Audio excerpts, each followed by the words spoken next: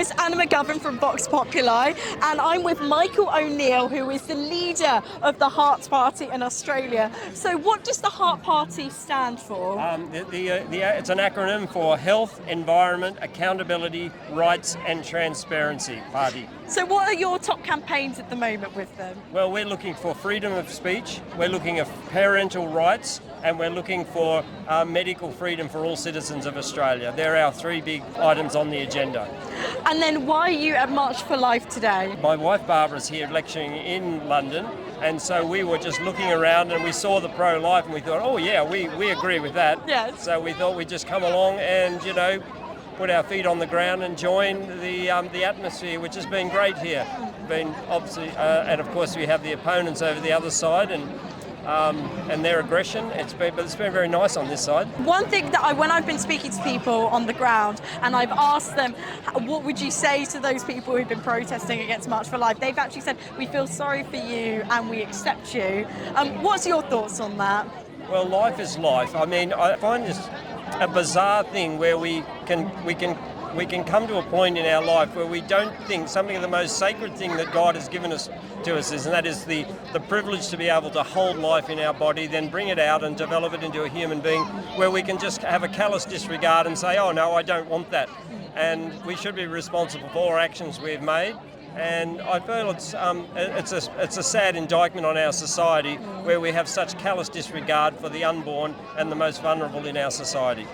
And then speaking of Australia, so I also lived there for a year, and as a British person coming to Australia, one of the major aspects I noticed about the country in particular was the curtailing of free speech. Could you give us a bit more insight into that? Yeah, well, free speech has been severely curtailed in Australia.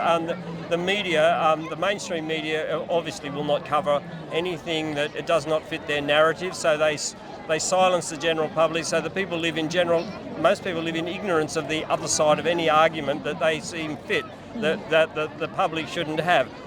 Free speech is restricted. You can be fined for expressing an opinion. You can lose your credentials if you're a medical practitioner for expressing an opinion on some medical practices that have been currently used in Australia. So it's bizarre that we've come to this. That must be terrifying. Really. I mean, Australia is a free country. It's like England. It's like America. We were constituted to be a free country where we can live as free citizens.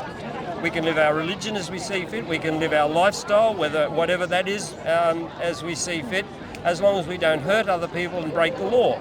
But now they've prescribed and says, oh well, you will obey the law. You will take whatever medical procedure that we deem to be appropriate, irrespective. They also now with parental rights, which stems a bit into this abortional issue. If you go to court as a parent, they will tell you, well, the child has rights, you have responsibilities. We completely disagree with that. We feel parents have rights. It was their choice to have children, and they have the right to raise that child as long as they don't abuse them like I'm not talking about not doing medical, I mean physically abuse and hurt the children. Then they should be free to do what they see fit, as they always have done in every preceding generation.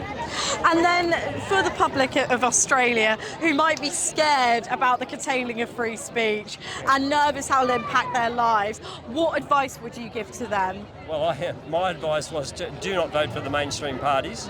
Be proactive, talk to your local members, always bring these issues up with your local members and your local politicians, because they are called representatives, they're ministers. They are to be there to minister to us as a people. They are there to represent us in our opinions, and they don't. So, people have got to learn to vote carefully, vote right, and we have a system of government where we have parliamentary representatives of our people, so we need to vote good people in and bad people out.